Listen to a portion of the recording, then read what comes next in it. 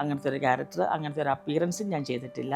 ആഷിഖിനെ സംബന്ധിച്ച് ആഷിഖ് ഇത്ര നല്ലൊരു മനുഷ്യനാണ്, ഇത്ര നല്ല ഡയറക്ടറാണ്. നമ്മളോടൊക്കെ കണ്ടാൽ തന്നെ ഭക്ഷണം കഴിച്ച ചേച്ചി ഗുഡ് മോർണിംഗ് പറഞ്ഞ് എന്താ നമ്മളെ കാണുക, ചേച്ചി ഗുഡ് മോർണിംഗ്, അങ്ങനെ ഒരു നല്ലൊരു സെറ്റായിരുന്നു. മനസ്സ് നിറഞ്ഞും സങ്കടപ്പെട്ടും കരഞ്ഞൊക്കെ അവിടുന്ന് ഞങ്ങൾ ലാസ്റ്റ് പോരുന്നത്. നമ്മുടെ ഒരു ക്ലബ്ബല്ലേ, ആ ക്ലബ്ബിൽ ഉണ്ടാകുന്ന കുറേ സംഭവ വികാസങ്ങളാണ് നല്ല രസമാണ്.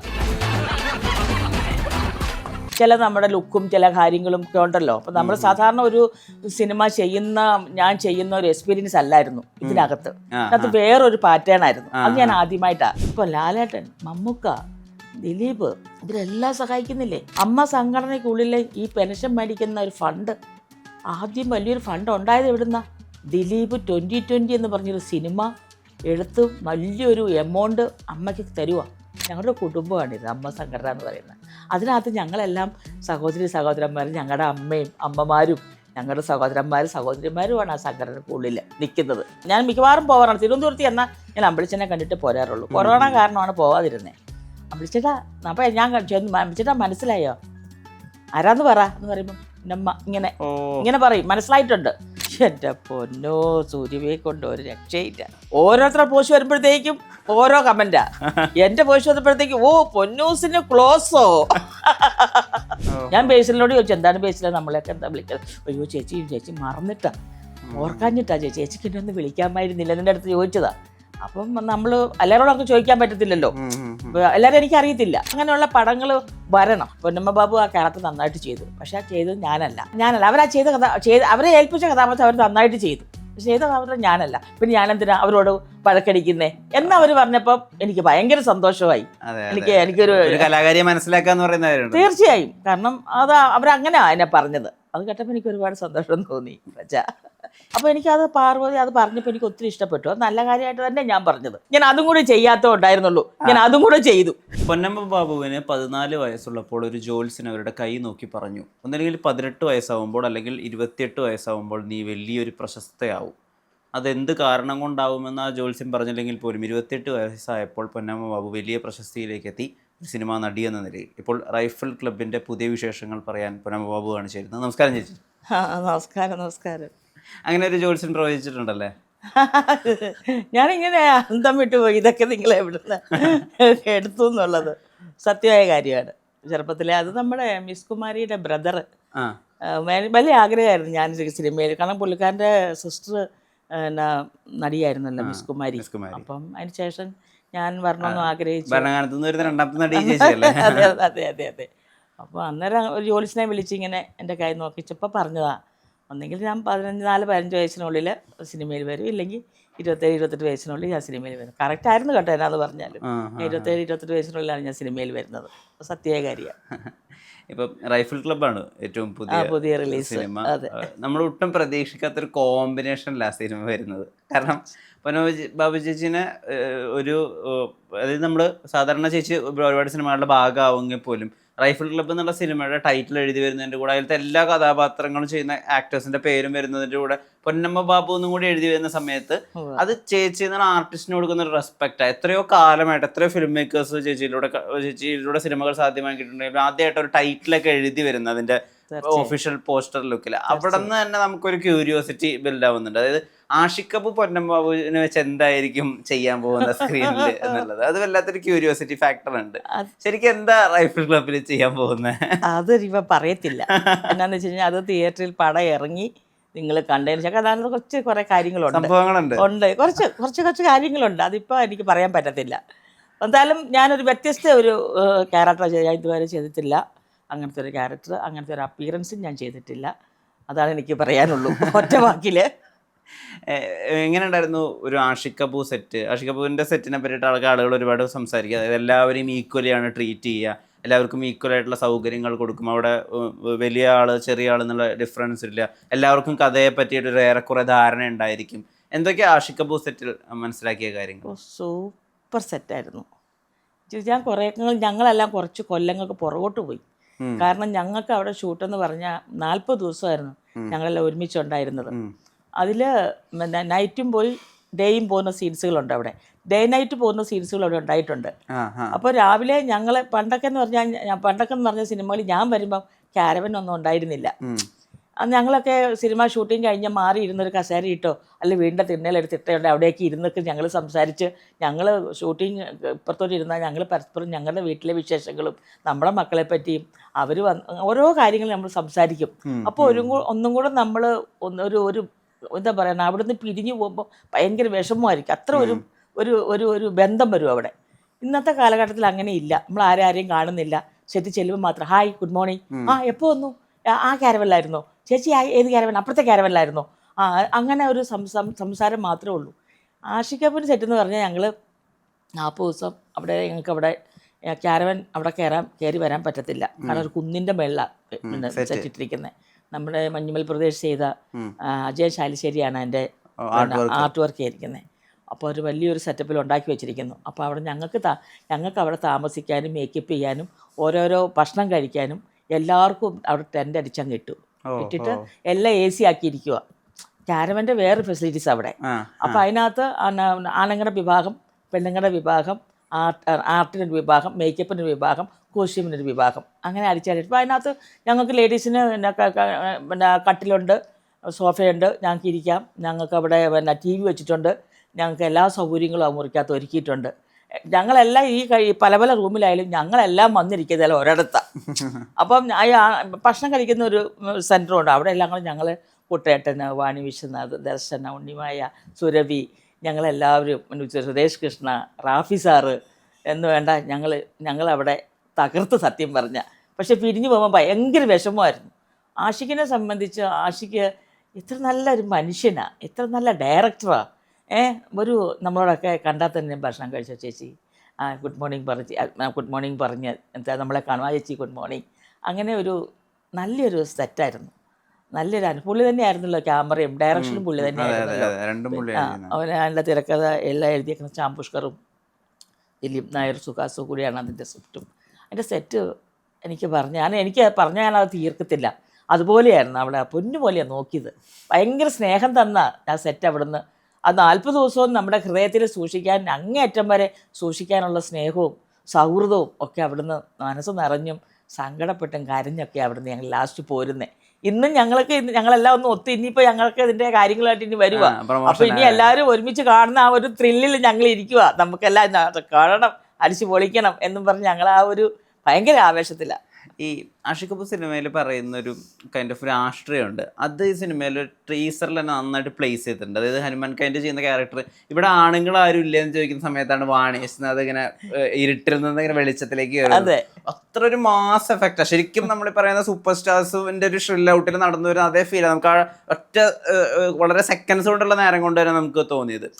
എനിക്ക് തോന്നുന്നത് കുറേ കാലത്തിന് ശേഷം മലയാളത്തിൽ വളരെ പവർഫുള്ളായിട്ടുള്ള ഒരു സ്ത്രീകളുടെ കൂട്ടായ്മയും കൂടി ഇതിനകത്ത് കാണാൻ പറ്റുന്നതാണ്. ചേച്ചി, വാണി വിശ്വനാഥ്, സുരഭി, ദർശന, എല്ലാവരും വളരെ ഉണ്ണിമായ, എല്ലാവരും നമ്മൾ കാണാത്ത വേറെ തന്നെ പരിപാടികളാണ്.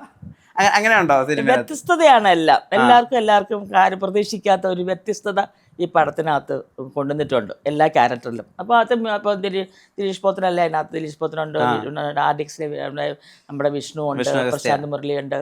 അങ്ങനെ എല്ലാവർക്കും ഒരു ഡിഫറൻറ്റ് ഒരു എനിക്ക് അതിനെപ്പറ്റി പറയണമെങ്കിൽ ആ പടം റിലീസായാൽ മാത്രമേ എനിക്ക് അതിനെപ്പറ്റി പറയാൻ പറ്റത്തുള്ളൂ. രഹസ്യങ്ങളൊന്നും വെളിവാക്കാതെ ഒന്നും പറയാൻ എന്താ ക്യാരക്ടർ എന്ന് മാത്രം പറയാൻ പറ്റും. എൻ്റെ ക്യാരക്ടർ സൂസൻ.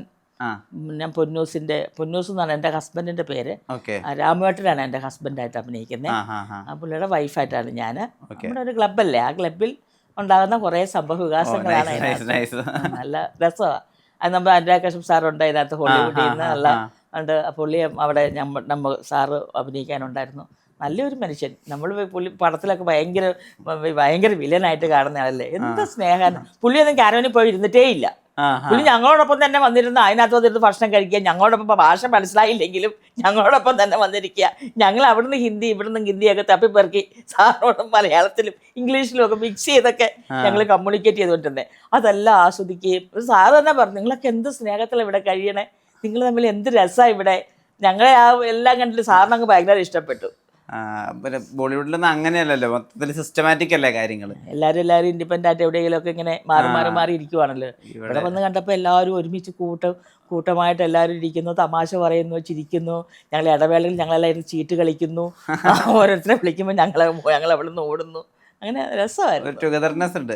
ഓ മറ്റൊരു ഇൻട്രസ്റ്റിംഗ് ഫാക്ടർ റൈഫിൾ ക്ലബ്ബിൽ ശ്യാം പുഷ്കരൻ എന്നുള്ള പേര് എഴുത്തുകാരുടെ കൂടെ കാണുന്നതാണ്. കാരണം ഇപ്പൊ മലയാള സിനിമയിൽ ഏറ്റവും അധികം വിലമതിപ്പുള്ള ഒരു റൈറ്ററാണ്. അദ്ദേഹത്തിന്റെ പേരുകൊണ്ട് ശ്യാം പുഷ്കരന്റെ ഡയറക്ടർ ആരായാലും ശ്യാം പുഷ്കരന്റെ സിനിമ കാണാൻ വേണ്ടി ഇപ്പൊ കുമ്പളങ്ങി നൈറ്റ്സ് ഒക്കെ ആയാലും ഒക്കെ തങ്കമൊക്കെ ആളുകൾ കാണാൻ പോകുന്നത് ശ്യാം പുഷ്കരൻ എഴുതിയ സിനിമയല്ല, എന്തെങ്കിലും കാണുമായിരിക്കും എന്നുള്ളത്. അപ്പൊ അദ്ദേഹത്തിന്റെ പേര് കൂടി മറ്റു രണ്ട് സുഹാസും ദിലീഷും റൈറ്റേഴ്സ് ഉണ്ടെങ്കിൽ കൂടി ശ്യാം പുഷ്കരൻ എന്നുള്ളൊരു USB ഉണ്ടല്ലോ. അപ്പൊ അദ്ദേഹമായിട്ടുള്ള ഇന്ററാക്ഷൻ, അദ്ദേഹം ആയിട്ടുള്ള സംസാരങ്ങൾ എന്തൊക്കെയായിരുന്നു? ഓരോ സീക്വൻസ് നമ്മൾ ചെയ്യുമ്പോഴും നമ്മളിപ്പോൾ അതല്ല വേണ്ടെന്നുണ്ടെങ്കിൽ ശ്യാം വന്ന് പറയും, ചേച്ചി അത് വേണ്ട, അങ്ങനെയല്ല ഉദ്ദേശിക്കുന്നത്, ഇതാണെന്ന് പറയുമെന്ന്. ഓ അത് അങ്ങനെയായിരുന്നോ, ആ ശരി ശരി ശരി ഓക്കെ. ചില നമ്മുടെ ലുക്കും ചില കാര്യങ്ങളും ഒക്കെ ഉണ്ടല്ലോ. അപ്പം നമ്മൾ സാധാരണ ഒരു സിനിമ ഞാൻ ചെയ്യുന്ന ഒരു എക്സ്പീരിയൻസ് അല്ലായിരുന്നു ഇതിനകത്ത്. അത് വേറൊരു പാറ്റേൺ ആയിരുന്നു. അത് ഞാൻ ആദ്യമായിട്ടാണ്. അത് എനിക്ക് പറയാൻ അറിയത്തില്ല. കാരണം അത് കുറച്ച് അതുണ്ട്. പക്ഷെ എങ്കിൽ പോലും ഞാൻ ഇത്രയും നാളുകളിൽ ഈ കണ്ട പടങ്ങളൊക്കെ ഞാൻ അഭിനയിച്ച ഇതിനകത്ത് ഞാൻ വളരെ വ്യത്യസ്തമായിട്ടുള്ള ഒരു പാറ്റേണാണ് ഇതിനകത്ത് എനിക്ക് കാണാൻ പറ്റിയത്. കാരണം ഞാൻ അങ്ങനത്തെ ഒരു പടത്തിൽ വന്നു പെടാത്തോണ്ടാണോന്ന് അറിയത്തില്ല. അപ്പം എനിക്ക് അങ്ങനെ ഫീൽ ചെയ്തത് മൊത്തത്തിൽ, ലുക്കിലായാലും നോട്ടത്തിലായാലും നമ്മുടെ ഒരു സംസാരത്തിലായാലും എല്ലാത്തിലും ഒരു ഒരു ഒരു ഒരു ഒരു ഒരു ഒരു പ്രത്യേകതയുണ്ട് അതിനകത്തെല്ലാം.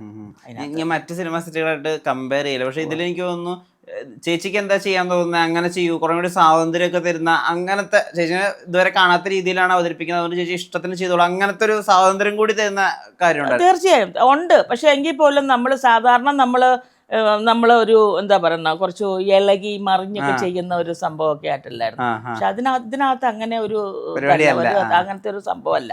അതാ ഞാൻ പറയുന്നത്. ഞാൻ വേറൊരു പാറ്റേണിൽ ഞാൻ അഭിനയിക്കുന്നത് ഞാൻ ആഷിഖ് കപൂറിൻ്റെ സിനിമയിൽ. എനിക്ക് ഒത്തിരി സന്തോഷമാണ്. കാരണം ആഷിഖ് കപൂറിൻ്റെ സിനിമയിൽ അഭിനയിക്കണമെന്ന് എനിക്ക് ഭയങ്കര ആഗ്രഹം ഉണ്ടായിരുന്ന ഒരാളാണ്. എനിക്ക് എന്നെ പടത്തോട്ട് വിളിച്ചപ്പോൾ എനിക്ക് ഒരുപാട് സന്തോഷം തോന്നി. എന്നെ ആഷിഖ് എന്നെ വിളിക്കുന്നത്. ഇപ്പം ആഷിഖ് പറഞ്ഞിട്ടാണെന്നും പറഞ്ഞാൽ എന്നെ വിളിക്കുന്നത്. അപ്പം അങ്ങനെ കണ്ടപ്പോൾ എന്നെ ചെന്ന് ഞങ്ങൾ സെറ്റ് ചെന്നു. അതുപോലെ ശ്യാം പുഷ്കറിൻ്റെ കാര്യം, ശ്യാം പുഷ്കർ നല്ല റൈറ്ററല്ലേ. ശ്യാം പുഷ്കർ എഴുതിയ സ്ക്രിപ്റ്റും കംപ്ലീറ്റ് എല്ലാം ഓൾറെഡി എല്ലാം ഹൗസ്ഫുള്ളായി ഓടിയ പടങ്ങളാണ് ശ്യാം പുഷ്കറിൻ്റെ സ്ക്രിപ്റ്റ്. അപ്പം ശ്യാം പുഷ്കറിൻ്റെ സ്ക്രിപ്റ്റൊക്കെ നല്ല രസമായിരുന്നു. ഈ സുരഭി ലക്ഷ്മിയും ചേച്ചിയും ഒരു സമയത്ത് സ്ഥിരമായിട്ട് ഈ മിനി സ്ക്രീൻ വേദികളിലും അതുപോലെ തന്നെ സിനിമകളിലായാലും കോമഡി നന്നായിട്ട് ഹാൻഡിൽ ചെയ്തിരുന്ന ഒരാളാണ്. നിങ്ങൾ ഈ ഒരുമിച്ച് കൂടുമ്പോൾ, അതായത് ഷോട്ട് കഴിഞ്ഞിട്ടുള്ള സമയങ്ങളിൽ നിങ്ങൾ ഒരുമിച്ച് കൂടുമ്പോൾ പിന്നെ മേളമായിരിക്കും. എൻ്റെ പൊന്നോ, സുരഭിയെ കൊണ്ട് ഒരു രക്ഷയില്ല. ഇപ്പോഴും ഗ്രൂപ്പിൽ ആക്റ്റീവായിട്ട് നിൽക്കുന്ന ഒരാളാണ് സുരഭി. ഓരോരുത്തരുടെ പോസ്റ്റ് വരുമ്പോഴത്തേക്കും ഓരോ കമൻറ്റാ. എൻ്റെ പോസ്റ്റ് വന്നപ്പോഴത്തേക്കും ഓ പൊന്നൂസിന് ക്ലോസ് പോസ്റ്ററോ എന്നൊക്കെ പറഞ്ഞിട്ട് കമൻസ് വരുമ്പോൾ അതിനകത്ത് ഓരോരുത്തരുടെ ഇത്രയും അടിപൊളിയായിട്ടൊരു സെറ്റ്. സത്യം പറഞ്ഞ സുരഭിക്ക് ഭയങ്കര പങ്കാണ് അതിനകത്ത്. ചിരിച്ച് ഞങ്ങൾക്ക് സത്യം പറഞ്ഞ കിറി കൂട്ടാൻ നേരം ഉണ്ടായിട്ടുണ്ടായില്ല. ഞങ്ങൾക്ക് ഒരു ഗ്യാപ്പിലിരുന്ന് ഇപ്പോൾ ഭയങ്കര കോമഡി പറിച്ചില്ല സുരഭി. അതെല്ലാവരും ഉണ്ട് കൂട്ടുകാർ. ഞങ്ങൾ ഓരോരുത്തർ വീട്ടിൽ പോയിച്ച് വരുമ്പോൾ ഗ്യാപ്പിൽ വീട്ടിൽ പോയിച്ച് വരുമ്പോൾ എന്തെങ്കിലുമൊക്കെ പലഹാരങ്ങൾ കൊണ്ടുവരുമല്ലോ. പിന്നെ പലഹാരം വെച്ചൊരു കഥയായി, പാട്ടായി, അവിടെ അത് ഭയങ്കര അടിപൊളിയായി. പിന്നെ ചിരിച്ച് അടുക്കും. രസമായിരുന്നു. ഈ സെറ്റിനെ ലൈവാക്കി നിർത്തുക എന്ന് പറയുന്ന ഒരു കാര്യം കൂടി ഉണ്ട്. തീർച്ചയായും. അയ്യോ, അത് സുരഭി ആ കാര്യത്തിൽ എനിക്ക് സുരഭി നേരത്തെ അറിയാം. പക്ഷെ സുരഭി ഇത്രയും ഒരു ആക്റ്റീവായ ഒരു ക്യാരക്ടറാണെന്ന് എനിക്ക് ഇത്ര അറിയത്തില്ലായിരുന്നു. എനിക്ക് അത്ര ഒരു അടുപ്പം സുരഭിയായിട്ട് ഉണ്ടായിരുന്നില്ല. പക്ഷെ ഇവിടെ വന്നതിന് ശേഷം എൻ്റെ സത്യം പറയാലോ, സുരഭി ഞങ്ങൾക്കൊരു ഭയങ്കര ഒരു ടൈം പാസ് ആയിരുന്നു. ഈ ഇത്രയും ദിവസങ്ങൾ പോയതൊന്നും അറിഞ്ഞില്ല. ഓരോ ദിവസവും ഓരോ കോമഡി ആയിട്ട്. പിന്നെ പിരിയാൻ നേരത്തായാലും ഞങ്ങളെല്ലാം അങ്ങ് പിരിയുമ്പോൾ ഞങ്ങളെല്ലാം കണ്ണു നിറഞ്ഞും എന്താ പറയുക വിഷമിച്ചും. പിന്നെ കുറേ നാളത്തേക്ക് ഭയങ്കര ഫീലായിരുന്നു അവിടുന്ന് പോന്നപ്പോഴേ. അതാണ് എനിക്ക് അങ്ങനത്തെ സിനിമ ചെയ്യാൻ ഇഷ്ടമാണ്. അല്ലെങ്കിൽ നമ്മൾ പറഞ്ഞ ഇങ്ങനെയാണ് ഞാൻ പറയുന്നത്, ഇത് ആഗ്രഹിക്കുന്നത്. ഇനിയുള്ള സിനിമകളൊക്കെ ഇതുപോലെ കാരവനൊന്നും എടുക്കാതെ 10-15-20 ദിവസമൊക്കെ ഷൂട്ട് ഒരുമിച്ച് വരുന്നിടത്തേക്ക് ട്രെൻഡ് അടിച്ചിരണം. എന്നിട്ട് ഇങ്ങനെ ഒരുമിച്ച് എല്ലാവരും ഒന്ന് സഹകരിക്കുക. നമുക്ക് അങ്ങോട്ടും ഇങ്ങോട്ടും ഓരോ കാര്യങ്ങൾ പറഞ്ഞു പോകാമല്ലോ. അത് 15-20 ദിവസം അടുപ്പിച്ച് വേണം. 5-6 ദിവസത്തേക്കൊന്നും നമുക്ക് പറ്റത്തില്ല. അവിടെ കാരവൻ ഉണ്ടായേ പറ്റത്തുള്ളൂ. ഇങ്ങനെ ഒരു വീട് തന്നെ കേന്ദ്രീകരിച്ച് പോകുന്നൊരു സിനിമയൊക്കെ ആണെങ്കിൽ 10-20 ദിവസമൊക്കെ ഷൂട്ട് പോകണേ അവിടെ ഇതുപോലെ ട്രെൻഡ് അടിച്ചിട്ട് എല്ലാവരോടും ഇരുന്ന് ഇങ്ങനെ വർത്താനൊക്കെ പറഞ്ഞ് തമാശയായിട്ട് പോകുമ്പോൾ നമ്മളും ഭയങ്കര റിലാക്സാണ്. നമ്മൾ പിന്നെ ആ സീനിലോട്ട് പോകുമ്പോൾ സീനിൻ്റെ വരുന്നുള്ളൂ. അവിടുന്ന് കഴിഞ്ഞാൽ പിന്നെ നമ്മളായിട്ട് തന്നെ വന്നിരുന്ന് സംസാരിക്കുമല്ലേ. ഇപ്പം നമ്മൾ ഈ സിനിമ ഗ്രൂപ്പുകളായിട്ടുള്ള ഫേസ്ബുക്ക് ഗ്രൂപ്പുകളിലൊക്കെ സംസാരിക്കുമ്പോൾ ഈ കോമഡി ചെയ്യുന്ന ആക്ടേഴ്സിൻ്റെ ഒരു കുറവ്, അല്ലെങ്കിൽ നമ്മളെ വിട്ടു പോയിട്ടുള്ള ഒരുപാട് മഹാരഥന്മാരായിട്ട് ഇപ്പം മാളച്ചേട്ടൻ അല്ലെങ്കിൽ ജഗതിച്ചേട്ടൻ ഇപ്പോൾ ആക്റ്റീവായിട്ട് സിനിമ ചെയ്യുന്നില്ല അദ്ദേഹത്തിൻ്റെ ആരോഗ്യസ്ഥിതി കാരണം. അത് കാരണം കൊണ്ടൊക്കെ തന്നെ അതുകൊണ്ടാണ് പലപ്പോഴും നമ്മുടെ മനസ്സിൽ നിൽക്കുന്ന ഹ്യൂമർ നടക്കാത്തത് സംഭവിക്കാത്തതെന്നൊക്കെ ആളുകൾ ചർച്ച ചെയ്യാറുണ്ട്. ഇപ്പം ചേച്ചിയുടെ തന്നെ പോർഷൻസ് എടുത്ത് നോക്കുകയാണെങ്കിൽ ഇപ്പോൾ നമ്മുടെ മേരിക്കൊണ്ടൊരു കുഞ്ഞാടിൽ തന്നെ ഈ പള്ളിയിലച്ഛൻ ഇങ്ങനെ ഒരു ആഗ്രഹം ഉണ്ടായിരുന്നെങ്കിൽ പറഞ്ഞാൽ മതിയായിരുന്നു എന്ന് പറയുന്ന സമയത്ത് ആക്ച്വലി അവിടെ ആ കോമഡി ഫുള്ളായിട്ടും വർക്ക് ആവണതിന് ജഗതിച്ചേട്ടൻ്റെ മുഖത്ത് വരുന്ന ഭാവങ്ങൾ കൂടി വലിയ പങ്കുണ്ട്. അങ്ങനത്തെ ആക്ടേഴ്സിനെ കൂടി ചേച്ചി ഇപ്പം മിസ് ചെയ്യുന്നുണ്ടോ? നല്ല സത്യം പറഞ്ഞാൽ ഞാൻ ട്രിവാൻഡ്രത്ത് പോയപ്പോൾ അമ്പലച്ചനെ കണ്ട് ഞാനും എൻ്റെ മോളും കൂടെ പോയിട്ടുണ്ടായിരുന്നു കാണാൻ വേണ്ടി. കണ്ടപ്പോൾ എൻ്റെ ഹൃദയം തകർന്നു പോയി. ഞാൻ എപ്പോഴും ഞാൻ മിക്കവാറും പോകാറാണ്. തിരുവനന്തപുരത്ത് എന്നാൽ ഞാൻ അമ്പലച്ചനെ കണ്ടിട്ട് പോരാറുള്ളൂ. കൊറോണ കാരണമാണ് പോകാതിരുന്നത്. അപ്പോൾ ഞാൻ ചോദിച്ചു അമ്പലച്ചേട്ടാ, അപ്പോൾ ഞാൻ ചെന്ന് അമ്പലച്ചേട്ടാ മനസ്സിലായോ ആരാന്ന് പറ എന്ന് പറയുമ്പം നമ്മ ഇങ്ങനെ പറയും, മനസ്സിലായിട്ടുണ്ട്, ഒച്ച പുറത്തോട്ട് വരുന്നില്ല. അപ്പം ഞാൻ ചോദിച്ചു നമുക്ക് ഒരുമിച്ച് അഭിനയിക്കണ്ടേ? അപ്പോൾ അമ്പലച്ചേട്ടൻ്റെ കാട്ടായി വരുന്നു. എന്നാന്ന് ഇതൊക്കെ സത്യം പറഞ്ഞാൽ എനിക്കങ്ങ് അങ്ങ് വിഷമമായി. ഇനി എന്നാ അങ്ങനെ നടക്കുമോ?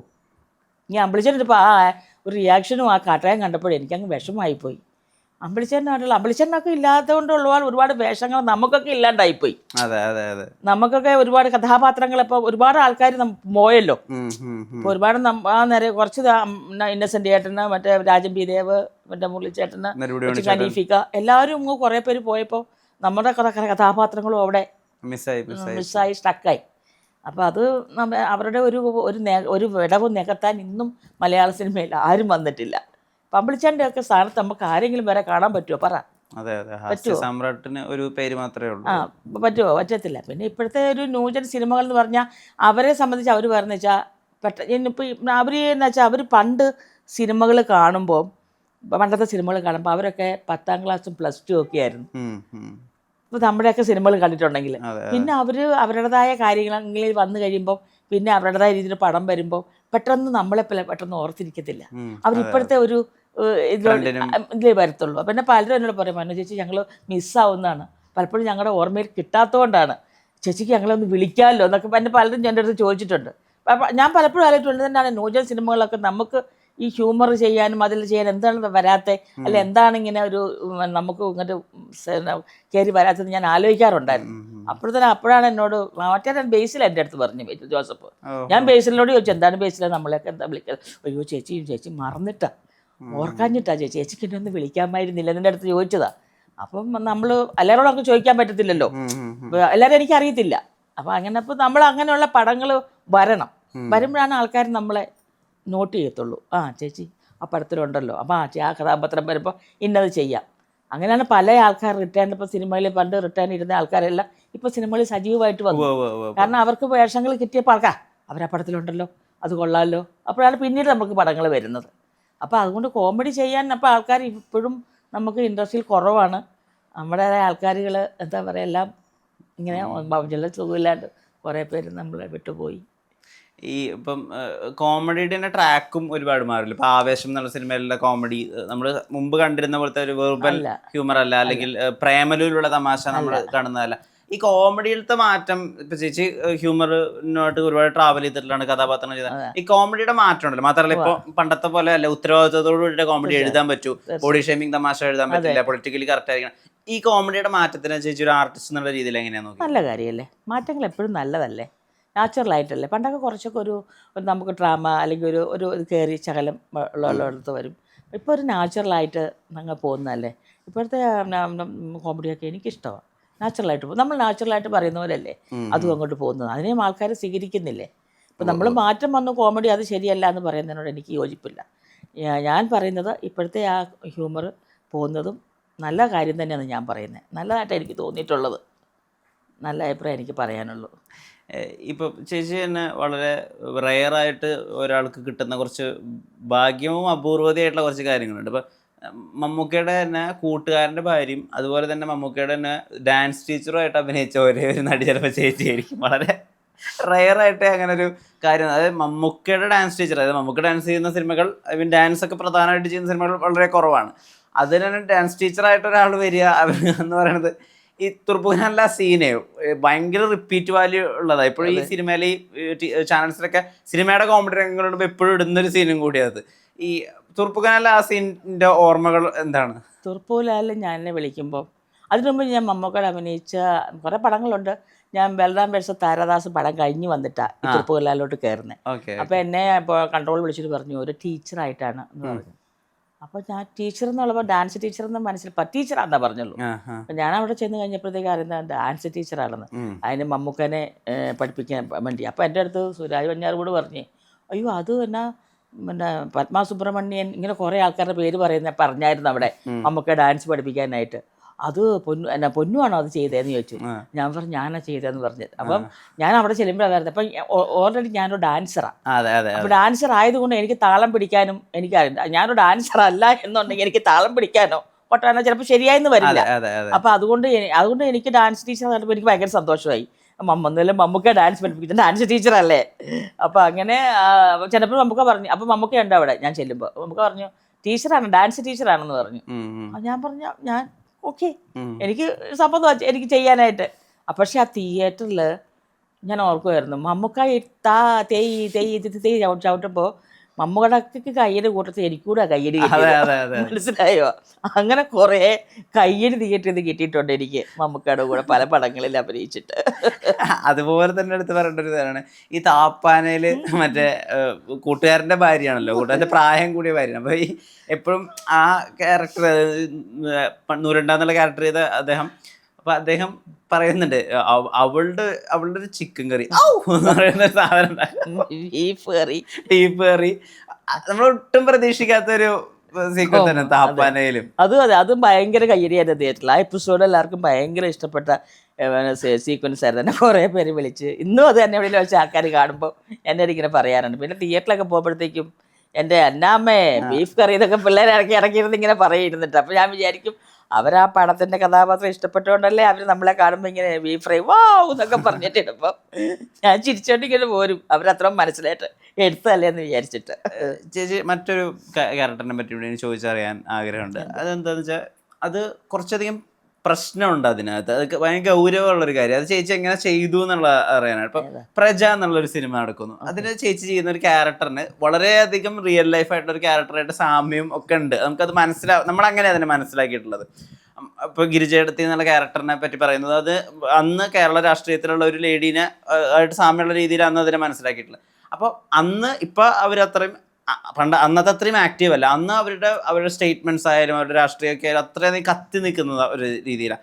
അവിടെയാണ് സാരി കളക്ഷനെ പറ്റിയിട്ടും മേക്കപ്പിനെ പറ്റിയിട്ടും ഒക്കെ ഒരു ക്യാരക്ടർ അങ്ങനെ സംസാരിച്ചിട്ട് how do you rate me എന്നൊക്കെ ലാലേട്ടൻ്റെ ക്യാരക്ടറിനോട് പറയും. അവിടെ ഒരു ഡയലോഗ് കോൺവെർസേഷൻ നടക്കുകയും ഗിരിജെടുത്തി എന്നൊക്കെ പറയുന്നത് ആ ക്യാരക്ടർ ചെയ്യുമ്പോൾ ഇത് എന്തെങ്കിലും രീതിയിൽ പ്രശ്നമാവുന്നോ അല്ലെങ്കിൽ ഇത് എന്ത് രീതിയിലാണ് ഭാവിക്കാന്നോ അങ്ങനെ എന്തെങ്കിലും ആകുലതകൾ ഉണ്ടായിരുന്നു?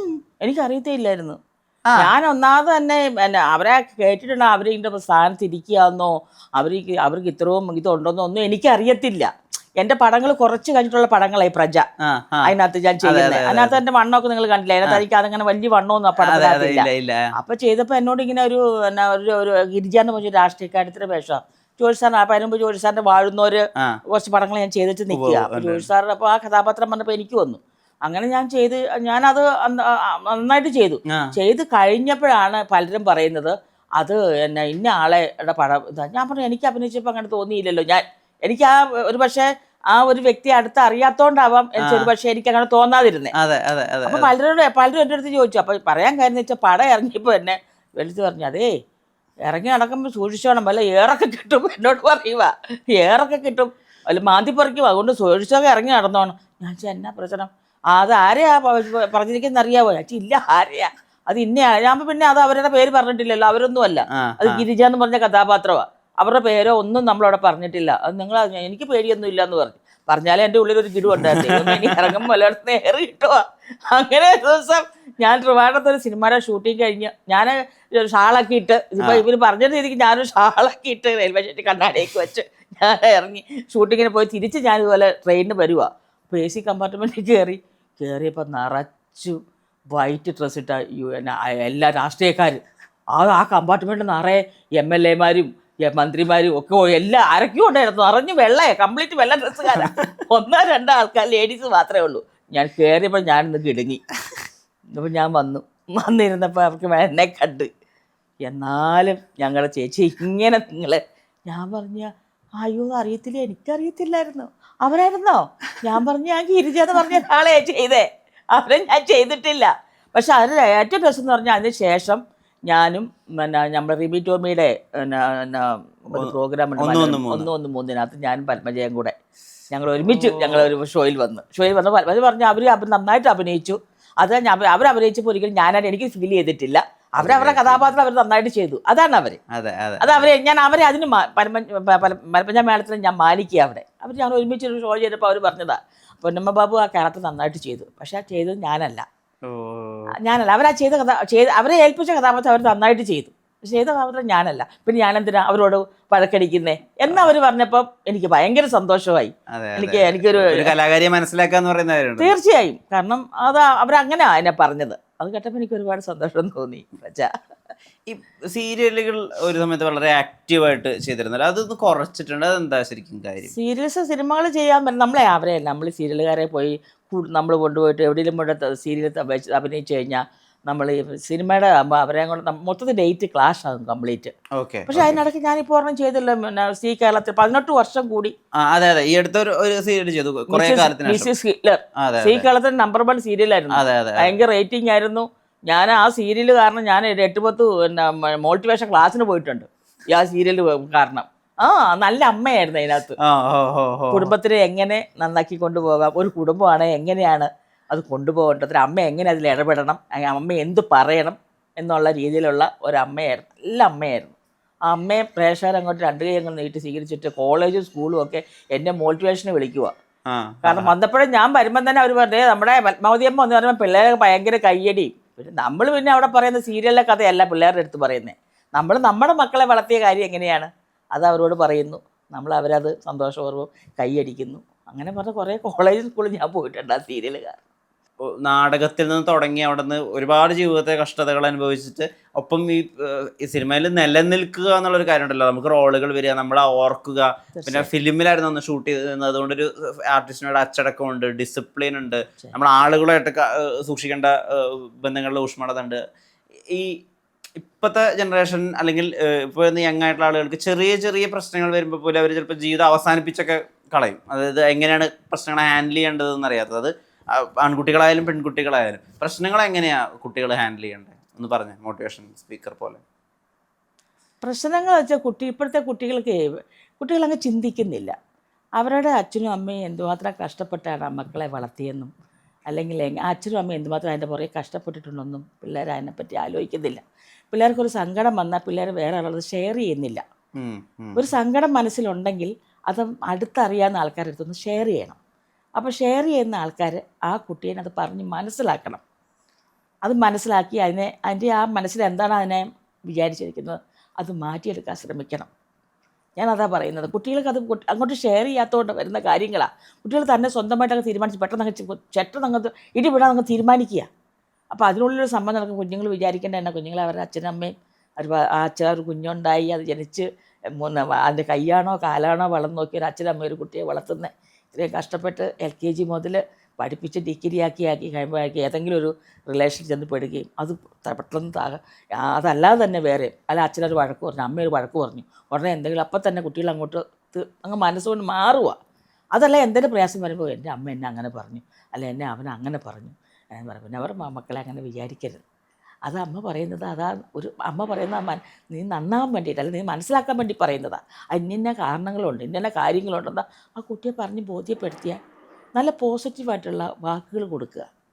നെഗറ്റീവുകൾ ഉള്ളിൽ കൊടുക്കാതെ നല്ല പോസിറ്റീവുള്ള നല്ലത് കൊടുക്കുക. അപ്പോൾ ആ കുഞ്ഞുങ്ങളൊക്കെ നല്ലതായിട്ട് വരും. ഈ ഹ്യൂമർ ചെയ്യാൻ വേണ്ടിയിട്ട് നമുക്ക് ഏറ്റവും അധികം പ്രധാനമായിട്ട് വേണമെന്ന് ചേച്ചി വിചാരിക്കുന്നത് എന്താണ്? ടൈമിംഗ് ആണോ അതോ ഇപ്പോൾ നമ്മൾ ഒബ്സർവേഷൻ ഉണ്ടല്ലോ, നമ്മുടെ ചുറ്റുമുള്ള കുട്ടികളെയൊക്കെ ഒബ്സർവ് ചെയ്യുക, അല്ലെങ്കിൽ നമ്മൾ കണ്ടിട്ടുള്ള രസകരമായിട്ടുള്ള ക്യാരക്ടേഴ്സ്, ജീവിതത്തിലെ ക്യാരക്ടേഴ്സ് ഉണ്ട്, അവരെ ഒബ്സർവ് ചെയ്യുക. എന്താ ഹ്യൂമർ ചെയ്യാൻ വേണ്ടി ഒരു ആർട്ടിസ്റ്റിന് ഏറ്റവും പ്രധാനമായിട്ട് വേണ്ടത്? അല്ല, ടൈമിംഗ് ആണ്. നമ്മുടെ കൂടെ നിൽക്കുന്ന ആർട്ടിസ്റ്റുകളെ വെച്ചിട്ടുള്ള ഒരു ടൈമിങ്ങും ഡയലോഗ് പ്രസൻറ്റേഷൻ്റെ രീതി എല്ലാം ഒരേ മോഡലിൽ കോമഡി പറഞ്ഞ വാർത്ത വായിക്കുന്ന പോലെ ഇരിക്കുകയല്ലേ. അതിനൊരു മോഡുലേഷൻ ഇല്ലേ, ഉണ്ടല്ലോ. ആ മോഡുലേഷൻ പിന്നെ കൂടെ നിൽക്കുന്ന ആർട്ടിസ്റ്റും കൂടെ നമുക്ക് കിട്ടുവാണെങ്കിൽ രസമായിരിക്കും. ഇപ്പോൾ ഞാനും അമ്പിളിച്ചേട്ടനൊക്കെ അമ്പിളിച്ചേട്ടൻ്റെ കൂടെ നമ്മൾ കിട്ടിച്ച് ഇതപ്പോൾ അമ്പിളിച്ചേട്ടൻ എന്ന് പറഞ്ഞാൽ ഈ തേക്ക് റിഹേഴ്സലിൽ കാണിക്കുന്നതായിരിക്കില്ല തേക്ക് കാണിക്കുന്നത്, എല്ലാം മറിഞ്ഞിരിഞ്ഞ് ഞാൻ കാണിക്കത്തുള്ളൂ. പക്ഷെ അതിനോടൊപ്പം നമ്മളൊന്ന് കടപിടിച്ച് നിൽക്കാന്ന് പറഞ്ഞാൽ ചില്ലറ കാര്യമല്ല. പക്ഷെ പല സീക്വൻസും ഞാൻ അമ്പിളിച്ചേട്ടൻ മുന്നേ കയറിപ്പോയിട്ടുണ്ട്. പക്ഷെ അപ്പോഴൊക്കെ അമ്പിളിച്ചേട്ടൻ പറയുന്നത് എന്നാണെന്നറിയാവോ, ഈ സീൻ പൊന്നമ്മ കൊണ്ടുപോയി, പൊന്നമ്മ നന്നായിട്ടുണ്ട് പൊന്നമ്മ. പല കൺമിഷി എന്ന പടത്തിനകത്ത് എന്നെ അമ്പിളിച്ചേട്ടൻ തള്ളി സ്വിമ്മിങ് പൂളിൽ ഇടുന്നുണ്ട്. അതിനകത്ത് ഞാൻ നീന്തി കയറി വരുമ്പോൾ ഇവർക്ക് നീന്താനും അറിയാവോ എന്ന് ചോദിക്കുന്നിടത്ത് കയറി വന്നു കഴിഞ്ഞപ്പോൾ എന്നോട് പറഞ്ഞറിയാം ഈ സീൻ പൊന്നമ്മ കൊണ്ടുപോയി എന്നാണ് പറഞ്ഞു. അതുപോലെ പിന്നെ മയിലാട്ടത്തിനകത്ത് ഞാൻ അമ്പിളിച്ചേട്ടൻ ഞാനോട് തമ്മിൽ ഒരു സീക്വൻസ് ഉണ്ട്. അതിനകത്ത് അമ്പിളിച്ചേട്ടൻ അപ്പോഴും അമ്പിളിച്ചേട്ടൻ പറയുന്ന ഈ സീൻ പൊന്നമ്മ കൊണ്ടുപോയി എന്ന് പറയും. അത് പല സീക്വൻസും നമുക്ക് പഠിച്ചു. നമ്മൾ എങ്ങനെയാണ് അമ്പിളിച്ചേട്ടൻ ചെയ്യാൻ പോകണം, അമ്പിളിച്ചേട്ടനെ എങ്ങനെ ഇതിൻ്റെ മേളിൽ നമുക്ക് കൊണ്ടുവരാൻ പറ്റും, നമ്മളവിടെ നിന്ന് ചിന്തിക്കുക. അപ്പം നമ്മളവിടെ ചെയ്യും. ഈ പോക്കി രാജനല്ലേ ഈ മറ്റേ മന്ത്രി മരിച്ചതിന് ശേഷം സാരി തപ്പാൻ പോകുന്ന പരിപാടി, അതിൽ കുറച്ച് സത്യമുണ്ട്. കാരണം ഇപ്പോൾ അങ്ങനത്തെ വലിയ മരണങ്ങൾ നടന്നിട്ടുള്ള വീടുകളിൽ ഈ പറഞ്ഞ പോലെ അവർ സാരി നോക്കാനും ഇതിനു വേണ്ടിയിട്ട് അവർ റിയൽ ലൈഫിൽ അത് നടന്നിട്ടുള്ള കാര്യങ്ങളുണ്ട്. ആ സീൻ എങ്ങനെയാ ഉദയകൃഷ്ണൻ എക്സ്പ്ലെയിൻ ചെയ്തിട്ടുണ്ടായിരുന്നത്? ഉദയൻ ഞങ്ങൾ സത്യം പറഞ്ഞാൽ അതിന് മുന്നേ വേറൊരു സീനായി എടുത്തത്, നമ്മളെ ക്ലൈമാക്സ് പോർഷനാണ് എടുത്തത് ആദ്യം. അത് കഴിഞ്ഞിട്ടാണ് ഈ സീക്വൻസിലോട്ട് വരുന്നത്. അന്നേരമാണ് വന്നിട്ട് പറഞ്ഞ സ്ക്രിപ്റ്റ് കൊണ്ട് ഡയലോഗ് വായിച്ചപ്പോൾ ഈ പുള്ളി സത്യം പറഞ്ഞാൽ മരിച്ചു എന്ന് വിചാരിച്ചിട്ടാണ് വന്ന് ഇങ്ങനെ പറഞ്ഞത്. അപ്പോൾ ഇതാണെന്ന് പറഞ്ഞു എൻ്റെ അടുത്ത്. അപ്പോൾ ആ സീൻ അയ്യോ നല്ല രസം. കാരണം ആ സീൻ ഞാനൊരു മെഡിക്കൽ ഷോപ്പിൽ ചെന്നപ്പോൾ ആ പെണ്ണ എന്നെ കണ്ടപാടെ ഒരു ചിരി, ഭയങ്കര ചിരി.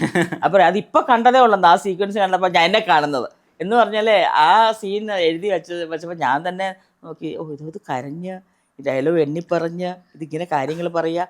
അതിനിടയ്ക്ക് ഹസ്ബൻഡ് എഴുന്നേൽക്കുന്നു, ഇങ്ങനെ ചത്തില്ലേ എന്ന് ചോദിക്കുന്നു, മനുഷ്യനെ വെറുതെ കൊതിപ്പിച്ച് എന്നൊക്കെ പറഞ്ഞിട്ട് നമ്മൾ ചെയ്യുന്ന സീക്വൻസ്. പക്ഷെ അതൊക്കെ തിയേറ്ററിൽ ഭയങ്കര കയ്യടി. അവ സുരാജ് വെഞ്ഞാറും കൂടെ ഉണ്ടേ, ആദ്യം മുതൽ അവസാനം വരെ നമ്മളൊക്കെ അഭിനയിച്ചിട്ട് കയ്യടി പൊന്നമ്മ ബാബു കൊണ്ടുപോയി.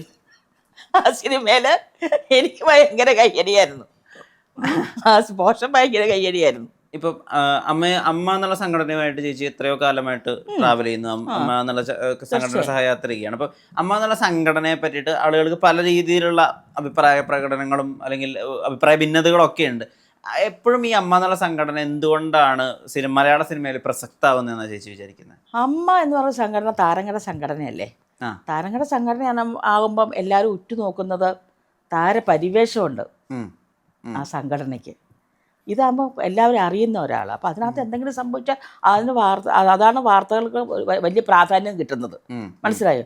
അമ്മ എന്ന സംഘടന അന്നും ഇന്നും ഞാനിപ്പം 10-30 വർഷത്തോളം അടുക്കുന്നു ഞാൻ സിനിമയിൽ വന്നിട്ട്. അതിനകത്ത് ഒരു 29 ചേർന്ന ഒരു കൊല്ലം കഴിഞ്ഞപ്പോൾ തന്നെ ഞാൻ മെമ്പർഷിപ്പ് എടുത്ത ആളാണ്. അന്ന് ഇത്ര വലിയ എമൗണ്ട് ഒന്നും ഇല്ല. അപ്പം അന്ന് ഇന്നസെൻ്റ് അല്ല ടി പി മാധവൻ ചേട്ടനായിരുന്നു അന്നുണ്ടായിരുന്നു. ആ സമയത്ത് എടുത്ത മെമ്പർഷിപ്പ്. അന്ന് തൊട്ട് ഇന്ന് വരെ ഞങ്ങളുടെ അമ്മയ്ക്കുള്ളിൽ നല്ല ഐക്യവും നല്ല സ്നേഹവും പരസ്പരം ഒരു വിശ്വാസവും, അതുപോലെ തന്നെ ഞങ്ങൾ പിന്നെ അതിനകത്തുള്ള ഓരോ കാര്യങ്ങൾ മൊത്തമായിട്ട് ഞങ്ങളെല്ലാം കൂടെ ആലോചിച്ച്, ഒരിക്കലും ഓരോ വ്യക്തികൾക്കൊന്നും സ്വന്തമായി ഒരു തീരുമാനം എടുക്കാൻ പറ്റത്തില്ല. ഇതൊക്കെ മൊത്തമായിട്ട് എല്ലാവരും ഇരുന്ന് ആലോചിച്ചെടുക്കുന്ന തീരുമാനങ്ങളാണ്. ഒരു വ്യക്തിക്കൊന്നും സ്വന്തമായിട്ട് അത് ചെയ്തെന്ന് പറയാൻ പറ്റത്തില്ല. അത് മൊത്തം ആലോചിച്ച് എല്ലാവരും കൈയടിച്ച് പാസ്സാക്കി മാത്രമേ അവിടെ ഓരോ കാര്യങ്ങൾ നടക്കത്തുള്ളൂ. അങ്ങനെയാണ്. അപ്പോൾ അതിനകത്ത് ഒരുപാട് നല്ല കാര്യങ്ങൾ ഞങ്ങളുടെയൊക്കെ ഉള്ളിൽ ഞങ്ങൾക്ക് വേണ്ട അമ്മയുടെ വയ്യാത്ത ആൾക്കാരെ സഹായിക്കുക, പെൻഷനുണ്ട്, നമുക്ക് എല്ലാവർക്കും ഇൻഷുറൻസ് കവറേജ് ഉണ്ട് 5 ലക്ഷത്തിൻ്റെ, ഇപ്പോൾ 7 തോന്നുന്നു എല്ലാം കൂടെ. അപ്പോൾ അതുണ്ട്. പിന്നെ അങ്ങനെ ഇപ്പോൾ അത് തന്നെ 1.5 കോടിയോളം വർഷം അമ്മ അടയ്ക്കുന്നത്. എല്ലാവർക്കും കൂടെ ഉള്ള ഇൻഷുറൻസിൻ്റെ പൈസ ഞാൻ പറയണം, 1.5 കോടിയോളം അടുത്ത് അമ്മ അടയ്ക്കുക. അപ്പോൾ ഇതിനകത്ത് മൊത്തം എല്ലാം നല്ല. ഇപ്പം ഞാൻ പറഞ്ഞപ്പോൾ നിങ്ങൾക്ക് ഇതിനകത്ത് എല്ലാം നല്ല കാര്യമല്ലേ വന്നിരിക്കുന്നത്. അതെ അതെ. അതിനകത്ത് എന്തെങ്കിലും മോശകാര്യങ്ങളുണ്ടോ? ഇല്ല. അപ്പോൾ ഇതിനകത്ത് മോശകാര്യങ്ങൾ വരുന്നത് വാർത്തകളല്ലാതെ എന്തെങ്കിലും ആൾക്കാർ പുറത്തുനിന്ന് അത് വളച്ചോടിച്ച് അതെന്തെങ്കിലുമൊക്കെ പറയുന്നതല്ലാതെ ഞങ്ങളുടെ സംഘടനയ്ക്കുള്ളിൽ ഞങ്ങളെല്ലാം വളരെ സ്നേഹത്തിലും ഐക്യത്തിലും എല്ലാം ഞങ്ങൾ പോകുന്നത്. ഒരു പ്രശ്നം ഉണ്ടായാൽ മമ്മൂക്ക, ലാലേട്ടൻ എല്ലാവരും അതിനകത്ത് ഇടപെടുകയും എല്ലാവരും അഭിപ്രായങ്ങൾ പറയും. അത് അടുത്ത ജനറൽ ബോഡി വരുമ്പോൾ അത് ഞങ്ങളെല്ലാം അതവിടെ ചർച്ച ചെയ്യുകയും നല്ലതിന് നമ്മളെല്ലാം കൈയടിച്ച് പാസ്സാക്കി. വേണ്ടെന്ന് പറഞ്ഞാൽ അവരത് എടുക്കത്തില്ല, മൊത്തം ചോദിക്കും. വേണ്ടെന്ന് പറയുകയാണ് വേണ്ട, നല്ലതാണെങ്കിൽ കൈയടിച്ച് പാസ്സാക്കി അങ്ങനെയൊക്കെ നല്ല രീതിയിലാണ് പോകുന്നത്. ചേച്ചി പറയുമ്പോഴാണ് ഞാനത് മനസ്സിലാക്കിയിട്ടുള്ളത്. അതായത് പാർവതി തിരുവോത്ത് അമ്മയിൽ അംഗമായിരുന്ന സമയത്ത് പാർവതി തിരുവോത്ത് പറഞ്ഞ കാര്യമാണ് ഈ മറ്റേ വാഷ്റൂംസ് വേണം, അത് കാരവാൻ വേണം, എല്ലാ ആർട്ടിസ്റ്റുകൾക്കും ഇങ്ങനത്തെ സൗകര്യങ്ങൾ വേണമെന്ന് അന്ന് പാർവതി തിരുവോത്ത് പറഞ്ഞു. ചേച്ചി നേരിട്ട് പാർവതി തിരുവോത്തിനെ മോദിച്ചു എന്നുള്ളത് അത് പാർവതി തിരുവോത്താണല്ലോ ആദ്യമായിട്ട് അമ്മയിലുണ്ടായിരുന്നപ്പോൾ അവർ പറഞ്ഞതാണല്ലോ. ഞാൻ അതിനെ അപ്രീഷിയേറ്റ് ചെയ്തു. നല്ലത് നമ്മൾ കാണുമ്പോൾ ആര് പറഞ്ഞാലും അപ്പൊ അത് നമ്മുടെ മൈൻഡ് അന്നേരം പോയിട്ടുണ്ടായിരുന്നില്ല. അങ്ങനെ ഒരു ഏരിയ കാരണം നമ്മൾ ഓൾറെഡി ചെല്ലുമ്പോൾ നമുക്ക് അവർ ക്യാരവനും കാര്യങ്ങളും ഫെസിലിറ്റീസ് എല്ലാം നമ്മൾ ചെല്ലുമ്പോഴേ ചേച്ചി അവിടെ ഡബിളാണ്, ഒന്ന് ആണുങ്ങൾക്ക് ഇപ്പുറത്ത് പെണ്ണുങ്ങൾക്ക് ഉള്ളത് നമ്മൾ കയറി ചെല്ലാറുണ്ട്. അപ്പോൾ ഈ മറ്റുള്ളവർ വരുമ്പോൾ അവർക്ക് എല്ലാവർക്കും ഇപ്പോൾ ക്യാരവൻ ചിലപ്പോൾ കൊടുത്തൊന്നും വരില്ല. അപ്പോൾ എനിക്കത് പാർവതി അത് പറഞ്ഞപ്പോൾ എനിക്ക് ഒത്തിരി ഇഷ്ടപ്പെട്ടു. അത് നല്ല കാര്യമായിട്ട് തന്നെ ഞാൻ പറഞ്ഞത്. നല്ല കാര്യം പോലെ നമ്മൾ നല്ലതിനെ അപ്രീഷിയേറ്റ് ചെയ്യണമല്ലോ. ഞാൻ നല്ലതായിട്ട് തന്നെയാണ് പറഞ്ഞത്. അതിനകത്ത് ആരെന്ത് പറഞ്ഞാലും നമ്മൾ അതിനെ നല്ലതായിട്ട് നല്ല കാര്യങ്ങൾ വന്ന് പറയാറുള്ളൂ. അല്ലാതെ ആരും കയറിയിട്ട് മോശം അഭിപ്രായങ്ങളൊന്നും പറയാം പക്ഷേ പറയാറില്ല. പക്ഷെ എപ്പോഴും അമ്മ ഒരു അവസരം തരും, നമുക്ക് ആർക്കെങ്കിലും എന്തെങ്കിലും പറയാനുണ്ടെങ്കിൽ വന്ന് പറയൂ. ആരും വന്ന് പറയത്തില്ലല്ലോ. അങ്ങനെ അഡ്രസ് ചെയ്യുന്നില്ല, ആരും വന്ന് പറയുന്നില്ല. ഇപ്പൊ കഴിഞ്ഞ മീറ്റിംഗ് തന്നെ ശേരാമാനം ചോദിച്ചു, പെണ്ണുങ്ങൾക്ക് ആർക്കെങ്കിലും എന്തെങ്കിലും പറയാനുണ്ടെങ്കിൽ പറയൂ, വന്ന് വരൂ എന്ന് പറയും. ഇത് ആരെങ്കിലും കയറി പറയണ്ടേ? ആരും പറയുന്നില്ല. പിന്നെ അല്ലാതെ എവിടെയെങ്കിലും പോയി നിന്ന് മാറി പറഞ്ഞിട്ട് അത് അമ്മ അതിനകത്ത് തെറ്റുകാരിയാണ്, തെറ്റാന്ന് പറയുന്നതിന് നമുക്കത് പറയുന്നത് ശരിയല്ലല്ലോ. അത് അമ്മ ഒരു അവസരം നമ്മൾ ഇതിനകത്തൊരു സംഘടന ഒരു എന്ന് പറയുന്നത് ഞങ്ങളുടെ ഒരു കുടുംബമാണ് ഇത്. ഞങ്ങളുടെ ഒരു കുടുംബമാണ്, ഞങ്ങളുടെ ഒരു തറവാടെന്ന് പറയുന്ന പോലെ ഞങ്ങളുടെ ഒരു കുടുംബമാണിത് അമ്മ സംഘടന എന്ന് പറയുന്നത്. അതിനകത്ത് ഞങ്ങളെല്ലാം സഹോദരന്മാരും ഞങ്ങളുടെ അമ്മയും അമ്മമാരും ഞങ്ങളുടെ സഹോദരിമാരുമാണ് ആ സംഘടനക്കുള്ളിൽ നിൽക്കുന്നത്. അപ്പം ഞങ്ങളിൽ ആരെങ്കിലും ഒരാൾ തൊട്ടാൽ ഞങ്ങൾക്കെല്ലാം വേദനിക്കും. മനസ്സിലായോ? ഞങ്ങൾക്ക് ആരെങ്കിലും ഒരാൾ തൊട്ടാൽ ഞങ്ങൾക്ക് വേദനിക്കും. അപ്പോൾ എനിക്ക് വേദനിക്കും. ഞാൻ അതിനെ പ്രതിഷേധിക്കുകയും ചെയ്യും. എനിക്ക് പറയാനുള്ളത് ഞാൻ പറയുകയും ചെയ്യും. അപ്പോൾ അതാണ്. അപ്പോൾ അതുപോലെ ഞങ്ങൾ കൊണ്ടുപോകുന്ന ഒരു നമ്മളൊരു കുടുംബം. എൻ്റെ ഇപ്പോൾ നമ്മുടെ കുടുംബത്ത് എവിടെ ഇഷ്യൂ ഇല്ലാത്ത എല്ലായിടത്തും ഇല്ലേ? അപ്പോൾ എന്ന് പറയുന്നത് നമ്മളെല്ലാം പല പല കുടുംബത്തിലെ അംഗങ്ങളല്ലേ.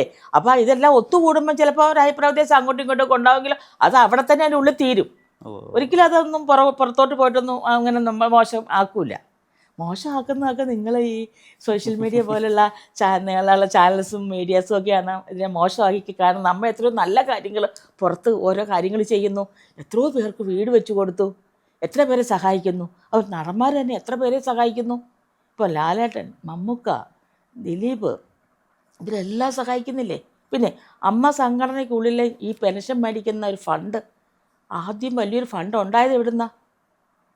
ദിലീപ് 2020 എന്ന് പറഞ്ഞൊരു സിനിമ എടുത്ത് വലിയൊരു എമൗണ്ട് അമ്മയ്ക്ക് തരുക. ആ എമൗണ്ട് അത്രയും വന്നപ്പോഴാണ് അന്നെന്തോ 3000 2500 കൊടുത്തുകൊണ്ട് എടുത്തുനിന്ന് 5000 വെച്ച് പെൻഷൻ കൊടുത്തു തുടങ്ങി. അപ്പോൾ ഒരിക്കലും നമുക്ക് അത് മറക്കാൻ പറ്റുമോ? ദിലീപ് ചെയ്തൊരു സത്പ്രവർത്തിയെ മറക്കാൻ പറ്റത്തില്ല.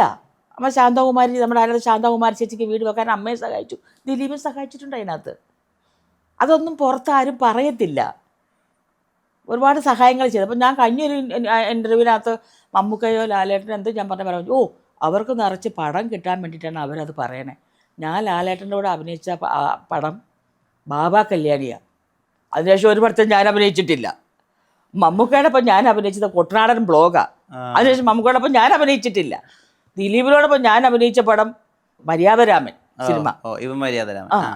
അതിനുശേഷം അഭിനയിച്ചു കേട്ടോ. മറ്റേ നമ്മുടെ പിന്നെ എസ്രപുരം ജാക്കുണ്ടായിരുന്നു ഞാൻ. അതിനുശേഷം ഞാൻ ഒരു പടവും ചെയ്തിട്ടില്ല.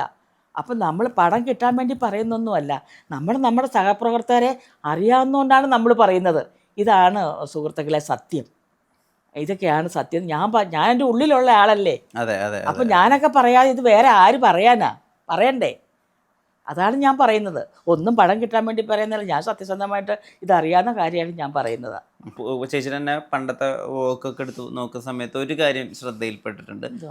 ഭദ്രൻ സാറ് ചേച്ചിക്ക് ഒരു 15 വയസ്സുണ്ടാകുന്ന സമയത്ത് എൻ്റെ മോഹങ്ങൾ പൂവണിഞ്ഞു എന്നുള്ള സിനിമയ്ക്ക് മേനക ചെയ്ത വേഷത്തിന് വേണ്ടിയിട്ട് കാസ്റ്റ് ചെയ്തിരുന്നു എന്നും അവസാന നിമിഷം ചേച്ചിയുടെ വിവാഹവുമായി ബന്ധപ്പെട്ട് ചേച്ചി അത് വേണ്ടാന്ന് വെച്ചൊന്നും കേട്ടിട്ടുണ്ട്. അത് സത്യമാണോ? എന്നാ ചേച്ചി, ഇത് സാറ് അന്ന് അവിടെ ഞാൻ അന്ന് എൻ്റെ ആ സമയത്താണ് വരിക, വീട്ടിൽ വരിക. 10ാം ക്ലാസ്സിൽ പഠിക്കുന്ന സമയത്ത് സാറ് വീട്ടിൽ വന്ന് ഇങ്ങനെ ചോദിച്ച് പറഞ്ഞിട്ട് പോയി. അപ്പം ആ സമയത്ത് സിനിമ ഏതാണ് എടുക്കുക, ഇങ്ങനൊരു പടം നടക്കുന്നുണ്ട്, ഇങ്ങനൊരു കാസ്റ്റിംഗ് ആണ് എന്ന് പറഞ്ഞ് സാറ് പറഞ്ഞിട്ട് പോകുന്നത്. അതിനുശേഷം പിന്നീട് അപ്പോൾ എൻ്റെ അമ്മയോട് പറഞ്ഞു കുറച്ച് ഫോട്ടോസ് എടുത്ത് അയക്കണമെന്നൊക്കെ പറഞ്ഞു.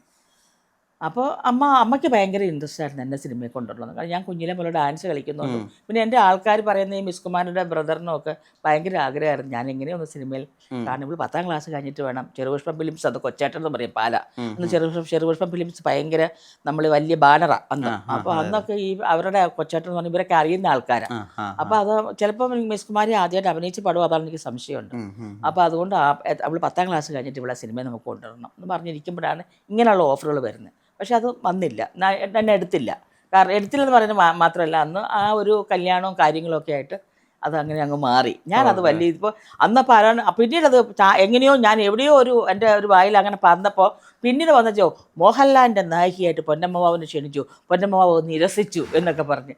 എൻ്റെ അന്ന് ശങ്കറാ നായകൻ, ലാലേട്ടൻ അതിന് കുഞ്ഞു വേഷം. ശങ്കറിൻ്റെ നായികയായിട്ട് അന്ന് ആ സിനിമയ്ക്ക് വേണ്ടിയിട്ടാണ് അന്ന് എന്നെ സാറ് നോക്കി എന്നെ അന്ന് വിളിച്ച് പോയത്.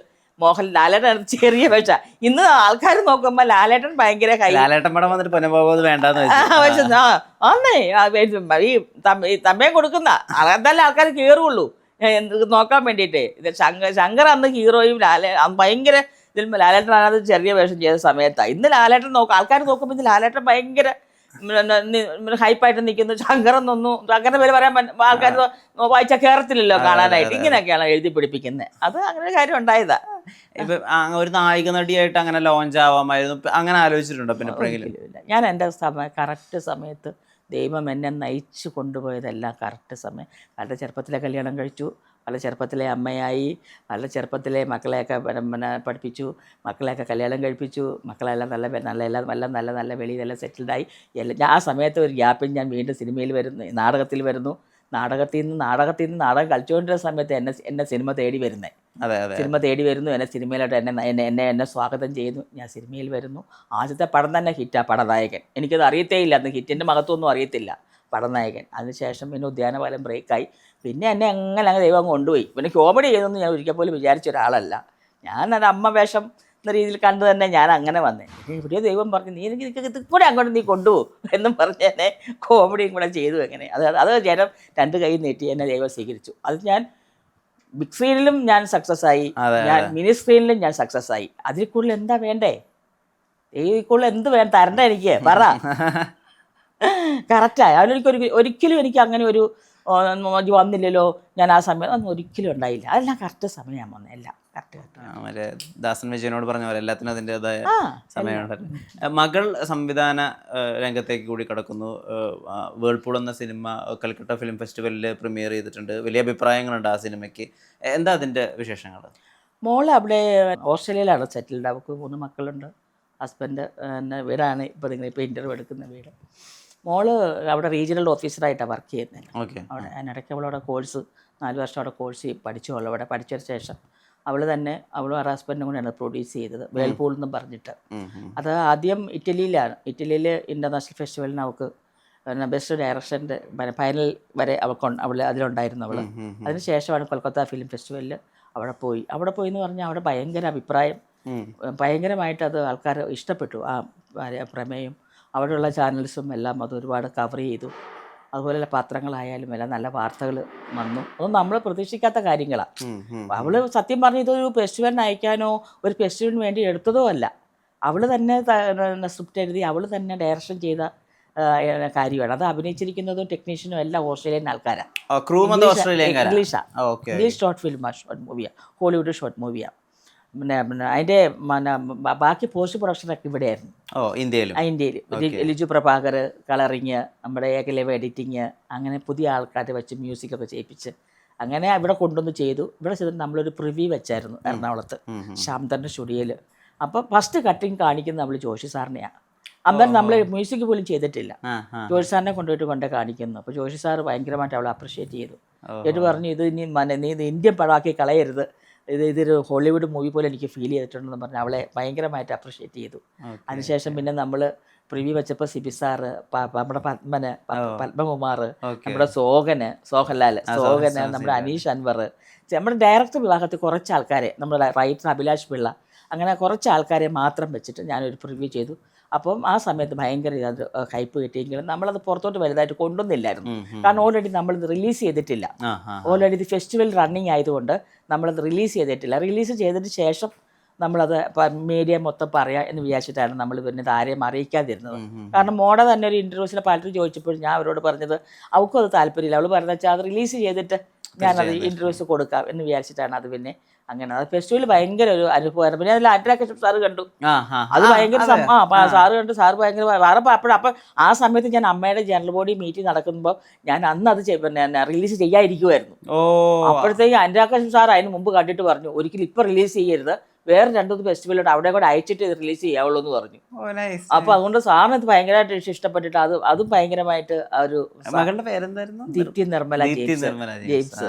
അത് അപ്പൊ അതുകൂടെ വന്നപ്പോഴത്തേക്കും പിന്നെ അത് വീണ്ടും നമുക്കത് അടുത്ത അവളത് ഇന്റർവ്യൂ പറഞ്ഞിട്ടുണ്ടല്ലോ, അവള് ഇന്റർവ്യൂ പറഞ്ഞിട്ടുണ്ടായിരുന്നു അവള്. അത് ഭയങ്കര ഒരു ഇതായിരുന്നു. അപ്പം എനിക്ക് ഏറ്റവും ഇഷ്ടം നമ്മുടെ ലെജൻഡായ നമ്മുടെ ജോഷി സാറ് പറഞ്ഞതിനപ്പുറം എന്നെ സംബന്ധിച്ചില്ല ജോഷി സാർ, സിബി സാർ എൻ്റെ ഗുരുക്കന്മാരാണ് ജോഷി സാറും സിബി സാറും ഒക്കെ. അപ്പോൾ എനിക്ക് തോന്നി എൻ്റെ മോളൊരു സംഭവം ചെയ്തപ്പോൾ അവരെ ഒന്ന് കാണിക്കണം എന്ന് തോന്നിയപ്പോൾ അവരെ തന്നെ കാണിച്ചു. അവർ തന്നെ ഭയങ്കരമായിട്ട് അവളെ അപ്രിഷ്യേറ്റ് ചെയ്ത് അവളോട് എത്രയും പെട്ടെന്ന് സിനിമ ചെയ്യണം എന്നൊക്കെ പറഞ്ഞു വിട്ടു. അത് അവളിപ്പോൾ മലയാളം ഒരു ഇംഗ്ലീഷ് മൂവി തന്നെ അവൾ സ്ക്രിപ്റ്റ് എഴുതിയിട്ടുണ്ട്. പിന്നെ മലയാളത്തിന് 2 സ്ക്രിപ്റ്റ് അവൾ എഴുതി വെച്ചിട്ടുണ്ട് മലയാളം ചെയ്യാനായിട്ട്. അത് നല്ല പ്രൊഡ്യൂസറും നല്ല കാര്യമൊക്കെ നല്ല ആർട്ടിസ്റ്റൊക്കെ ഒത്തു വരുമ്പോൾ അവളത് ചെയ്യും. പിന്നെ ഹോളിവുഡ് ഒരെണ്ണം ചെയ്യണമെന്ന് അതുകൊണ്ട് ആഗ്രഹം, എല്ലാം നടക്കട്ടെ. എന്തായാലും ഡിസംബർ 19 തീയതി റൈഫിൾ ക്ലബ്ബ് ഇറങ്ങുന്നുണ്ട്. ഇപ്പോൾ മഞ്ഞുമൽ ബോയ്സ് ഇറങ്ങിയപ്പോൾ മലയാള സിനിമയുടെ സീൻ മാറും, അങ്ങനെ ഒരു പ്രയോഗം ഉണ്ടായിരുന്നു. മലയാള സിനിമയുടെ സീൻ മാറ്റി മഞ്ഞുമൽ ബോയ്സ്. അതുപോലെ പൊന്നമ്മ ബാബുവിന്റെ സിനിമാ ജീവിതത്തിന്റെ സീൻ മാറ്റട്ടെ. അത് എന്റെ പ്രതീക്ഷിക്കാത്ത ഒന്നിനൊരു സംഭവമുണ്ട്. ഞാൻ അതും കൂടി ചെയ്യാത്തതുണ്ടായിരുന്നുള്ളൂ, ഞാൻ അതും കൂടെ ചെയ്തു. ഇനി എനിക്ക് അതേ പറയാനുള്ളൂ പ്രേക്ഷകരോട്. ഞാൻ ഒരു കാര്യം മാത്രം, ഒരു സിനിമയിൽ ഒരു കാര്യം ഞാൻ ചെയ്തിട്ടില്ല. ഞാൻ ഒരു സിനിമയിൽ അഭിനയിച്ചിട്ടില്ല അങ്ങനത്തെ ഒരു സീക്വൻസ്. ഞാൻ ഈ റൈഫിൾ ക്ലബ്ബിൽ ഞാൻ അതും കൂടെ ചെയ്തപ്പോഴത്തേക്ക് കംപ്ലീറ്റ് പൂർത്തിയായി. എന്തായാലും വേറൊരു രീതിയിലൊരു ടേക്ക് ഓഫ് ആവട്ടെ റൈഫിൾ ക്ലബ്ബ്. ഞങ്ങൾ എല്ലാവരും കാത്തിരിക്കുന്നുണ്ട്. കൂടുതൽ വിശദാംശങ്ങൾ വെളിവാക്കി അതിന്റെ ആ ത്രില്ല് പോകുന്ന അതുകൊണ്ടാണ് പറയാത്തത്. റിലീസിന് ശേഷം നമുക്ക് ഒരിക്കൽ കൂടി ഇരുന്ന് ഇതിനെപ്പറ്റി വിശദമായി സംസാരിക്കാം. അതെ, നേരത്തിന് ഒരുപാട് നന്ദി. ഇനിയും ചിരിയും ചിന്തയും ഒക്കെ ആയിട്ട് ഞങ്ങളുടെ കൂടെ കഥാപാത്രങ്ങളായിട്ട് ഞങ്ങളെയൊക്കെ എന്റർടൈൻ ചെയ്യിപ്പിക്കാനും ചിന്തിപ്പിക്കാനും ഒക്കെ ചേരുക. നമസ്കാരം. നല്ല വാക്കുകൾക്ക് നന്ദി. Thank you so much.